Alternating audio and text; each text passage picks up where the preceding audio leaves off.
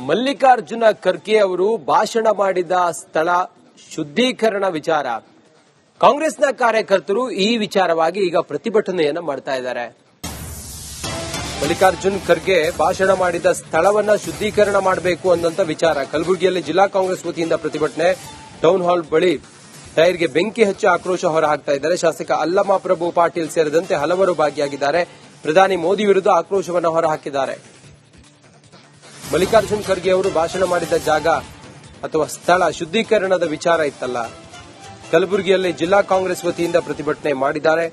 Town hall ಬಳಿ ಟೈರ್ಗೆ ಬೆಂಕಿ ಹಚ್ಚಿ ಆಕ್ರೋಶ ಹೊರಹಾಕಿದ್ದಾರೆ.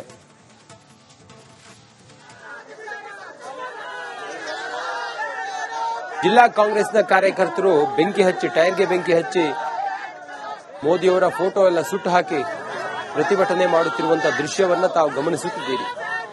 ಇದು ಕಲಬುರಗಿಯಲ್ಲಿ ಜಿಲ್ಲಾ ಕಾಂಗ್ರೆಸ್ನ ಕಾರ್ಯಕರ್ತರು ಪ್ರತಿಭಟನೆ ಮಾಡುತ್ತಿದ್ದಾರೆ.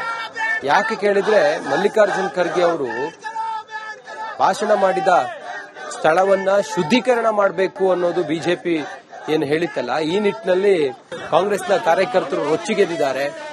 ಬಿಜೆಪಿ ವಿರುದ್ಧ, ನರೇಂದ್ರ ಮೋದಿ ಅವರ ವಿರುದ್ಧ ಪ್ರತಿಭಟನೆ ಮಾಡಿದ್ದಾರೆ. ನರೇಂದ್ರ ಮೋದಿ ಹಾಗೂ ಬಿಜೆಪಿಯ ಕಮಲದ ಪೋಸ್ಟರ್ ಅನ್ನ ಬೆಂಕಿಯಲ್ಲಿ ಸುಟ್ಟು ಹಾಕಿದ್ದಾರೆ. ಟೈರ್ಗೆ ಬೆಂಕಿ ಹಚ್ಚಿ ಪ್ರತಿಭಟನೆ ಮಾಡಿದಂತಹ ಕಾರ್ಯಕರ್ತರು ಆಕ್ರೋಶವನ್ನು ಹೊರಹಾಕಿದ್ದಾರೆ.